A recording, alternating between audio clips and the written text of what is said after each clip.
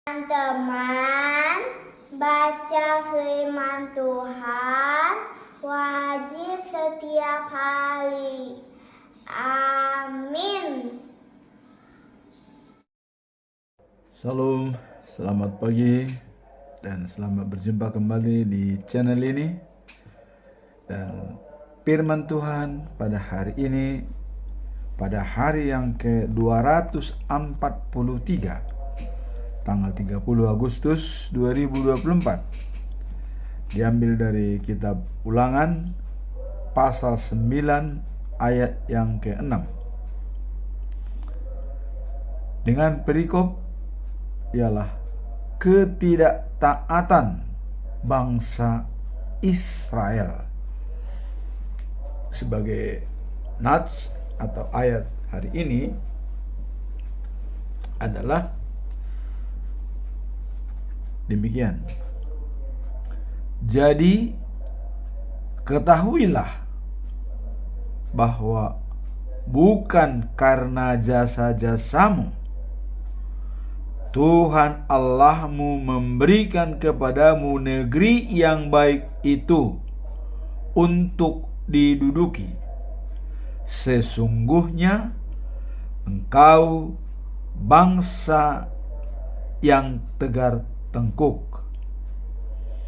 Itulah firman Tuhan hari ini. Kemudian bacaan pagi diambil dari Yunus pasal yang keempat ayat yang ke-6 sampai dengan 9. Kemarahan Yunus dan pengampunan Allah merupakan lanjutan dari ayat yang kemarin. Kemudian bacaan malam diambil dari kitab Mazmur pasal 34 ayat 17 sampai dengan 18. Perikop pujian bagi kebaikan Tuhan. Sebagaimana biasanya pedoman kita selama bulan Agustus adalah dengan topik hikmat dari Allah memelihara hidup yang dijabarkan dalam Pengkhotbah pasal 7 ayat 12. Karena perlindungan hikmat adalah seperti perlindungan uang, dan beruntunglah yang mengetahui bahwa hikmat memelihara hidup pemiliknya. Selalu kita mengatakan, ingat hikmat, ingat akan uang. Begitu bernilainya hikmat itu dalam diri kita sebagai anugerah dari Allah. Demikian juga uang sangat bernilai pada manusia.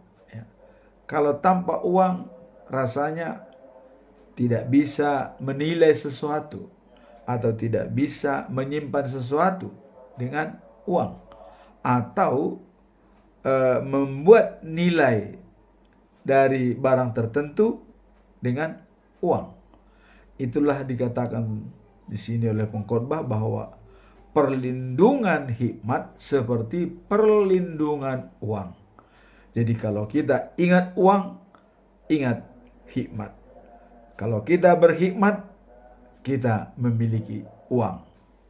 Itulah kira-kira filosofi daripada hikmat dan uang. Nah, sekarang kita melihat ingat hikmat, ingat uang itu sebagai implementasi dalam Amsal pasal 1 ayat 7. Untuk memperoleh ilmu sejati, pertama-tama orang harus mempunyai rasa hormat dan takut kepada Tuhan. Jadi kalau kita mau memperoleh ilmu yang sejati, harus mempunyai rasa hormat dan takut akan Tuhan. Tapi kalau orang bodoh, ya, dia tidak menghargai hikmat dan juga tidak mau diajar. Itulah sebagai implementasi daripada hikmat, bahwa ilmu sejati adalah kita harus mempunyai rasa hormat dan takut akan Tuhan. Itulah sebagai dasar awal kalau kita mau mempunyai ilmu yang sejati, dan di dalamnya ada hikmat, anugerah dari Allah yang berada dalam batin kita. Sekarang kita masuk dalam perikop hari ini, ketidaktaatan bangsa Israel. Mengapa bangsa Israel tidak taat pada Tuhan? Tentu ini ada semacam pemicu.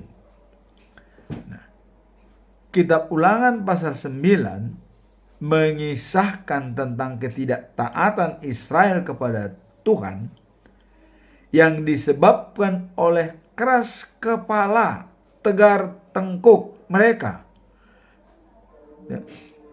dan berbagai pelanggaran-pelanggaran yang dilakukan, seperti ikut-ikutan menyembah berhala, dewa-dewa daripada bangsa yang didapat dalam Kanaan. Sehingga dalam penggambaran tersebut terlihat bagaimana sifat manusia yang seringkali mengabaikan perintah Tuhan, meskipun telah menerima anugerah atau berkat. Ya, seperti kita lihat bangsa Israel dipimpin langsung oleh Tuhan melalui Musa, berangkat dari Mesir. Begitu banyak tantangan mereka, tapi semua dapat dibimbing dan dipelihara oleh Tuhan selama dalam perjalanan. Seperti mereka dikejar oleh Raja Firaun, berada di menghadapi laut terbelah. Tidak ada makanan, tidak ada daging, tidak ada minuman. Tuhan mengirimkan manna, mengirimkan burung puyuh, dan juga air. Mereka bisa mendapatkannya dengan baik. Sehingga di sini dikatakan tadi, ketidaktaatan Israel kepada Tuhan yang disebabkan oleh tegar tengkuk, keras kepala mereka, dan berbagai pelanggaran yang dilakukan. Kita lihat dalam penjabarannya bahwa bagaimana sifat manusia yang sering kali mengabaikan perintah Tuhan, meskipun mereka sudah mendapatkan berkat atau anugerah dan berkat dari Tuhan. Dalam kitab Ulangan pasal 9 ayat 6 tertulis, "Jadi ketahuilah bahwa bukan karena jasa-jasamu Tuhan Allahmu memberikan kepadamu negeri yang baik itu untuk diduduki. Sesungguhnya engkau bangsa yang tegar tengkuk." Jadi artinya keras kepala. Tuhan memperingatkan umatnya bahwa mereka tidak mendapatkan tanah itu karena bukan jasa-jasa mereka. Jadi walaupun mereka mendapatkan tanah, bukan karena jasa-jasa mereka,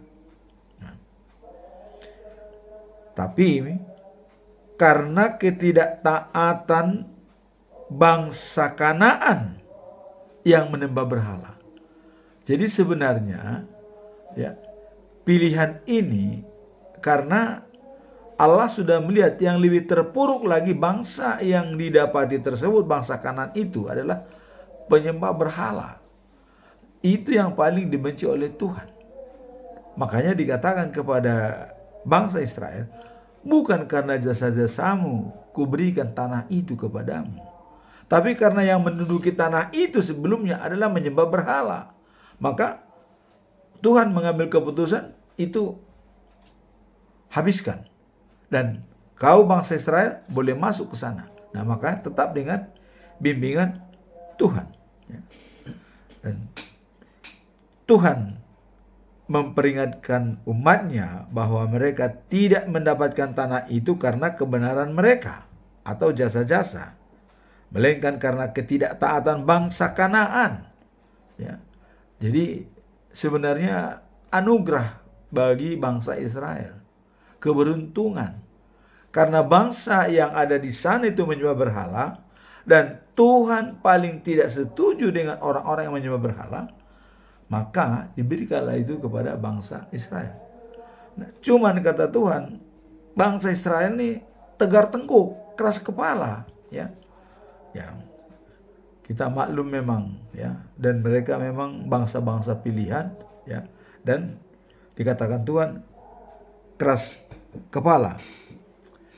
Nah, kemudian kalau kita lihat sejumlah ahli Alkitab menekankan, ya, pentingnya kesadaran akan sejarah dan pengalaman iman umat Israel, ya, yang seringkali diwarnai oleh ketidaksetiaan meskipun mereka telah menerima dan menunjukkan pertobatan di waktu-waktu tertentu.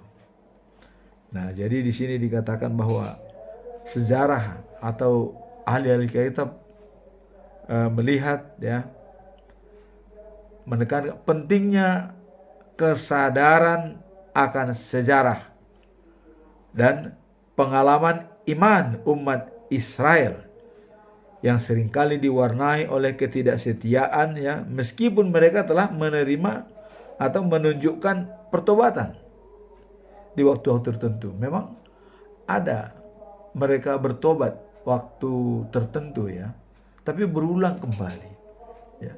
Kita lihat perjalanan bangsa Israel 40 tahun berjalan. Kemudian karena ketidaksetiaan mereka, ya, begitu di Yerusalem mereka dibuang ke Babel 70 tahun. Kita lihat benar-benar bangsa yang dibina dengan keras dan memang benar-benar terujilah mereka. Tapi walaupun demikian Allah tetap mengasihi karena Tuhan sudah menentukan bahwa Israel adalah pilihannya. Seperti dalam Yesaya 19 ayat 25 dikatakan bahwa adalah Asyur ciptaanku, kata Tuhan, Mesir umatku, dan Israel pilihanku atau pusakaku sebagai pewaris tahtnya.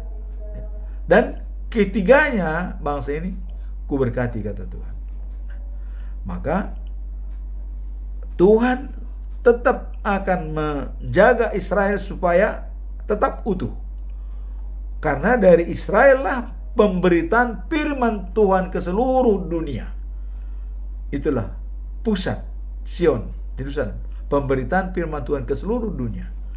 Dan Tuhan sudah mengatakan, nabi-nabi yang ada hanya dari kaum Bani Israel. Tidak ada nabi dari bangsa lain. Ini dikatakan kepada Musa. Dan kualitasnya, kualitas nabi itu diharapkan sama seperti Musa. Nah, itulah begitu sayangnya Tuhan kepada bangsa Israel. Dan di sini dikatakan tadi bahwa pentingnya kesadaran akan sejarah dan pengalaman iman daripada umat Israel. Jadi pengalaman sejarah berangkat dari Mesir di gunung banyak sekali liku-likunya, itu merupakan catatan dan untuk menjadi tetap setia kepada Tuhan. Hal ini menjadi pelajaran bagi setiap generasi akan perlunya komitmen dan ketekunan dalam mengikuti jalan Tuhan. Jadi ini pesan kepada generasi, ya, komitmen, ketekunan untuk mengikut jalan Tuhan dan jangan membelakangi Tuhan, ya, dikatakan, atau jangan membangun kolam yang bocor, kata Tuhan. Waktu tempoh hari, ya, kita mengatakan dengan marahnya Tuhan kepada bangsa Israel, kalian membelakangi aku, katanya, kemudian membangun kolam yang bocor. Nah, jadi Tuhan mengingatkan di sini bahwa perlunya ada ketekunan dan komitmen, ya, dalam mengikut Tuhan. Jadi ada komitmen, integritas yang tinggi, kemudian tekun, ya, mengikuti Tuhan. Nah, sebagai kesimpulan kita dalam pasal 9 ayat 6 ini adalah ayat ini mengingatkan bangsa Israel bahwa mereka tidak berhak atas tanah, ya, yang diberikan oleh Tuhan atau dijanjikan oleh Tuhan. Nah, hanya berdasarkan kebenaran mereka. Jadi kalau seandainya ditinjau dari kebenaran mereka, tidak berhak mereka menerima tanah karena mereka keras kepala. Nah, melainkan karena kemurahan dan kesetiaan Tuhan atas janji-janjinya kepada nenek moyang mereka. Tuhan sudah menjanjikan kepada Abraham, keturunanmu akan seperti pasir di laut, seperti bintang di langit. Janji inilah yang sudah diberikan kepada nenek moyang Israel, kepada Abraham, ya. Itu sudah dijelaskan, sehingga dengan janji itu maka kemurahan Tuhan selalu ditunjukkan kepada mereka. Kemudian ketidaktaatan yang Israel tunjukkan meskipun telah mendapatkan berkat, ya, adalah refleksi dari hati yang keras dan pengabaian terhadap perintah Tuhan. Nah, jadi di sini ketidaktaatan yang Israel tunjukkan itu, ya, meskipun telah menerima berkat, ya, itu adalah refleksi dari hati yang keras dan tegar tengkuk, ya, dan pengabaian mereka terhadap perintah Tuhan. Artinya tidak dilaksanakan perintah Tuhan dengan baik. Nah, maka pernah juga ada hukuman bagi bangsa Israel. 20 tahun ke atas yang datang dari Mesir tidak boleh sampai ke tanah Kanaan, kecuali dua orang, Joshua dan Kaleb. Jadi Tuhan selalu memberikan yang terbaik bagi Israel, dan Tuhan memperhitungkan apa yang harus dilakukan kepada bangsa Israel. Hanya kadang-kadang Israel tidak taat, selalu keras kepala, dan juga adalah tegar tengkuk, katanya tadi, ya. Nah, ini ya kita memang memaklumi kenapa mereka keras kepala, karena mereka menganggap pindah dari Mesir, ya, ke tanah Kanaan dengan apa adanya, ya, tidak hanya membawa untanya segala macam, dan apa yang diharapkan di perjalanan, makan dari apa, kira-kira begitu ininya paradigma daripada mereka, ya. Namun Tuhan jauh lebih baik rencananya daripada apa yang dikatakan oleh Israel. Maka kadang-kadang Israel, kenapa kau bawa kami ke sini? Kami lebih baik tinggal di Mesir, makan enak, gandum ini segala macam, ya. Jadi ada sebagian yang enak, ya, mungkin mereka sudah dipercaya oleh Mesir, tapi tidak pandang bulu, semua harus eksodus dari Mesir, bangsa Israel.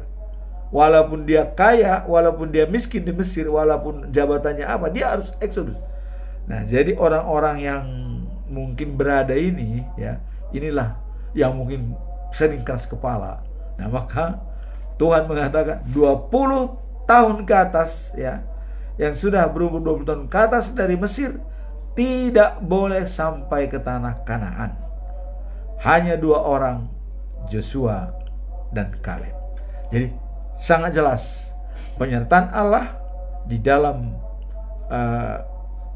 pasal 9 ayat 6 ini yang mengatakan bahwa jadi ketahuilah bahwa bukan karena jasa-jasamu Tuhan Allahmu memberikan kepadamu negeri yang baik itu untuk diduduki. Sesungguhnya engkau bangsa yang tegar tengkuk. Ini peringatan, ya. Dan lanjutannya memang, ya, itu diberikan kepada bangsa Israel karena tidak ada pilihan lain, karena memang bangsa yang di sana adalah menyembah berhala. Tuhan paling benci melihat penyembahan berhala. Itulah firman hari ini. Kemudian kita masuk dalam bacaan pagi, ya. Nah, bacaan pagi ini adalah sangat menarik, ya. Yunus, ya, ini Yunus, bahasa Batak Jonah. Kitab Yunus pasal 4 ayat 6 sampai 9. Nah, kemarahan Yunus dan pengampunan Allah. Dalam perikop sebelumnya, ya, Yunus, ya, marah pada Tuhan akibat, ya, merubah rencana awal. Di mana rencana awal Tuhan memerintahkan Yunus pergi ke kota Niniwe dan sampaikan kepada mereka bahwa kota itu akan kuhancurkan. Nah, tapi kita lihat di dalam setelah kejadian, ya, Tuhan berubah rencananya. Yunus mencoba setback kembali dia. Nah, dikatakan oleh Yunus, ya, bahwa Yunus merasa marah pada Tuhan akibat merubah rencana awal yang menghancurkan, ya. Nah, kemudian Yunus berdoa setelah tahap dia sudah berangkat ke kota Niniwe, tapi Niniwe bertobat, Tuhan merubah rencananya. Nah, doa Yunus seperti ini. Ya Tuhan, bukankah telah kukatakan sebelum berangkat dari rumahku dulu bahwa engkau pasti akan berbuat begini. Artinya berbuat begini tidak akan menghancurkan Niniwe. Nah, kemudian itulah sebabnya aku langsung melarikan diri ke Spanyol, ya. Aku takut bahwa engkau Allah yang penyayang dan pengasih, ya, panjang sabar, lemah lembut, ya, dan selalu siap untuk mengubah rencana, ya, penghukuman sekarang. Ya Tuhan, biarlah aku mati saja, sebab lebih baik aku mati daripada hidup. Jadi Yunus ini menyampaikan pikirannya kepada Tuhan. Jadi dia sudah tahu walaupun dia disuruh ke kota Niniwe, pasti Tuhan akan berbuat baik, tidak mungkin akan menghanguskan, pasti panjang sabar, kira-kira begitu. Nah, makanya dia menghindar. Waktu disuruh pergi, dia pergi ke Spanyol, ya, lewat kapal ke Lopa. Nah, maka dia ditelan oleh ikan di dalam laut, ya, sampai dia berdoa dan kemudian menyesal. Nah, akhirnya dia disuruh kedua kali oleh Tuhan berangkat ke Niniwe. Sampaikan kepada mereka akan saya hancurkan. Sampailah dia ke Niniwe, disampaikan itu akan dihancurkan. Nah, pada kenyataannya semua bertobat. Raja juga bertobat, berkabung semua puasa, termasuk binatang semua di Niniwe itu bertobat juga. Begitu dahsyatnya pertobatan itu. Nah, sehingga Tuhan berubah rencananya. Nah, karena Tuhan berubah rencananya, maka Yunus sedikit, ya kalau dibilang sewot, ya itulah agak marah ya. Nah, tapi kita lihat di sini ya, dengan marahnya Yunus, Tuhan menjawab, engkau tak punya alasan marah bagiku. Ini kata Tuhan. Gak ada alasan kamu marah. Kenapa kamu marah? Apa alasannya? Nah, kemudian Yunus pergi ke sebelah timur kota, lalu duduk di situ. Jadi sebelah timur kota di sini dia pergi duduk di sana. Ya. Ia membuat sebuah pondok dan berteduh di dalamnya sambil menunggu apa yang akan terjadi di kota Niniwe. Dia masih berharap apa yang akan terjadi. Dia berteduh. Nah, padahal Tuhan sudah mengatakan tidak akan melanjutkan ancamannya. Nah, kemudian maka Tuhan Allah ya menumbuhkan sebuah tanaman menjalar yang memberi naungan kepada Yunus sehingga ia merasa senang. Memang Yunus senang sekali dengan tanaman itu. Jadi ada tanaman kesayangan Yunus itu waktu dia berteduh di satu pondok di sebelah timur Niniwe. Tuhan itu yang menumbuhkan tanaman itu sehingga menjalar ya, dan bisa menaungi dia berteduh ya, enak. Senang sekali dia. Wah, ini karena tanaman itu kesayangannya. Tuhan juga tahu itu kesayangan Yunus apa bukan. Nah, itu bukan oleh Tuhan. Tapi besoknya ya, pada waktu subuh Allah membuat seekor cacing ya menggerek akar tanaman itu sehingga menjadi layu. Coba, satu malam ya, sudah bertumbuh baik, rimbun, bisa menaungi Yunus. Kemudian paginya dia layu ya, artinya mati, tidak jadi tumbuh.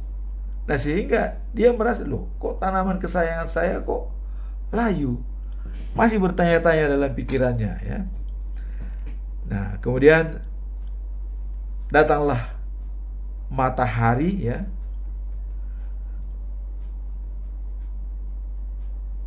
Jadi Allah mendatangkan angin panas yang bertiup dari timur.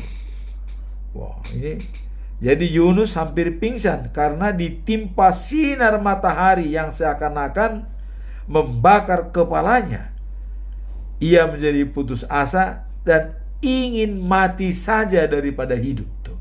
Jadi sudah, karena tadi tanaman yang dibuat oleh Tuhan tadi sudah layu, tidak bisa lagi menaungi dia berlindung.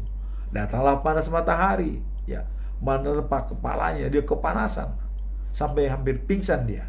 Maka dia bilang, lebih baik saya mati, katanya.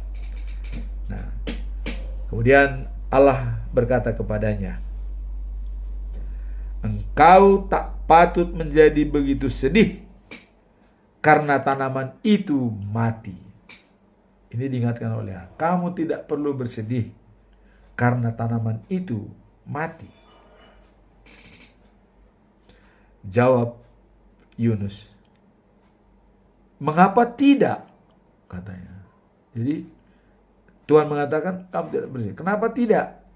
Kata Yunus, sepatutnya lah aku menjadi marah sekali karena tanaman itu mati. Nah, dia marah, ya pasti marah kepada binatang, karena binatang cacing yang menggerek sehingga mati tanaman itu. Sepatutnya lah saya marah, kata. Sampai di sini kita lihat bahwa ada perdebatan. Sepatutnya aku marah karena tanaman itu mati, tapi Tuhan mengatakan, ya, engkau tak patut menjadi begitu sedih karena tanaman itu mati. Tetapi Yunus menjawab, sepatutnya saya marah sekali karena mati. Dalam perdebatan ini, mungkin besok kita lihat apa akhir daripada perdebatan Tuhan dengan Yunus. Dan bagaimana kesimpulan ini? Kita lihat besok episode berikutnya. Sekarang kita masuk dalam bacaan malam, ya.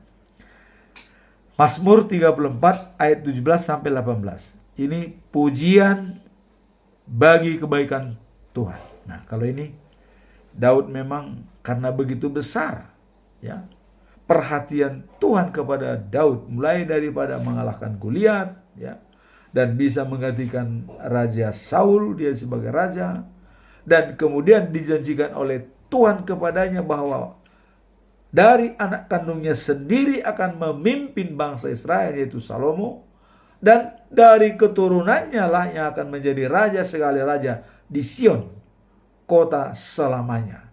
Itulah Yesus Kristus. Dengan begitu banyak, ya, yang didapat oleh Daud, maka dia mengatakan di sini adalah pujian bagi kebaikan Tuhan.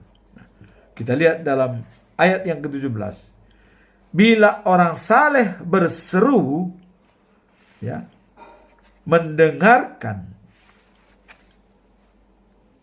Tuhan mendengarkan dan menyelamatkan mereka dari segala kesesakan. Jadi dikatakan oleh, bila orang saleh, orang yang jujur hatinya atau orang yang baik, ya, berseru, ya, Tuhan pasti mendengarkan dan menyelamatkan mereka dari segala kesesakan. Jadi memang kita lihat dalam Mazmur pasal 50 ayat 15, ya. Panggillah saya dalam kesesakan supaya kau diselamatkan, supaya kau memuji aku. Ini pernyataan Daud, kata Tuhan, ya. Jadi Daud menyampaikan seperti itu, bahwa kata Tuhan, bila kau kesesakan, panggillah aku supaya kau kuselamatkan, supaya engkau memuji aku. Nah, di sini pujian bagi kebaikan Tuhan. Nah, bila orang saleh berseru, Tuhan akan menyelamatkan, ya, dan mendengarkan mereka dari segala kesulitan atau kesesakannya. Nah, kemudian dikatakan dalam ayat 18, Tuhan dekat pada orang yang berkecil hati. Ia menyelamatkan orang, ya, yang patah semangatnya. Jadi bagi orang yang letih lesu, sudah tidak berdaya, berkecil hati, tidak ada lagi harapan hidup, Tuhan dekat pada orang itu sepanjang orang itu tadi berseru kepada Tuhan. Tuhan menjawab segala keluhan-keluhan dari orang yang jujur dan taat pada Tuhan. Karena Tuhan Allah tidak menghendaki kematian orang fasik, tapi pertobatannya supaya mereka hidup. Di mana tertulis bahwa Tuhan tidak menginginkan kematian orang fasik? Kita lihat dalam kitab Yehezkiel pasal 33 ayat 11b, ya. Demikianlah firman Tuhan Allah, aku tidak berkenaan kepada kematian orang fasik, ya, melainkan aku berkenan kepada pertobatan orang fasik dari kesalahannya, supaya ia hidup. Maka dikatakan kepada bangsa Israel, bertobatlah dari hidupmu yang jahat itu. Mengapa kamu akan mati hai umat Israel, bertobatlah dari hidupmu yang jahat itu. Itulah merupakan anjuran daripada Tuhan kepada bangsa Israel. Nah, kemudian kesimpulan perikop hari ini ya, tadi adalah ketidaktaatan bangsa Israel karena keras kepala. Allah memberi negeri yang subur bukan karena jasa-jasa mereka, tetapi karena Allah ingin ya menghalau bangsa-bangsa Kanaan dan lain, ya, menghilangkan orang-orang yang menyembah berhala, supaya Israel bisa menjadi melihat kejadian itu, bahwa menyembah berhala dihabiskan oleh Tuhan Allah, tapi yang setia itu dilindungi oleh Tuhan Allah. Nah, kemudian pada pagi hari ya, bahwa kemarahan Yunus dan pengampunan Tuhan. Dan di akhir cerita tadi adalah Yunus mengatakan patut dia marah karena tanaman itu mati. Tanaman yang tadinya sudah bisa melindungi dia, bisa bernaung dengan panas matahari, tetapi mati. Sehingga panas matahari itu langsung ke tubuh dia dan kepala. Nah, dia mengatakan, Tuhan mengatakan, kau tidak bersedih begitu, Yunus. Tidak pantas kau bersedih begitu. Engkau tak patut menjadi begitu sedih karena tanaman itu mati. Nah, tapi jawabnya Yunus, mengapa tidak? Katanya, mengapa tidak? Sepatutnya aku menjadi marah sekali karena tanaman itu mati, karena tidak ada melindungi saya dari sinar matahari, kira-kira begitu. Namun besok kita lihat apa akhir daripada cerita Yunus dengan Tuhan. Nah, kemudian bacaan malam tadi sudah mengatakan dari bahwa pujian bagi Allah ya, karena kebaikan Tuhan yang selalu mendengar jeritan orang yang jujur dan yang lemah dan yang merasa sangat terbebani ya, yang sudah berat beban. Tuhan akan bisa menyembuhkan dan menyelesaikan persoalan-persoalan yang dihadapi oleh umatnya. Yalah firman Tuhan pada hari ini. Semoga firman ini menjadi bekal bagi kita untuk menjalankan tugas kita sehari-hari. Amin. Tuhan memberkati.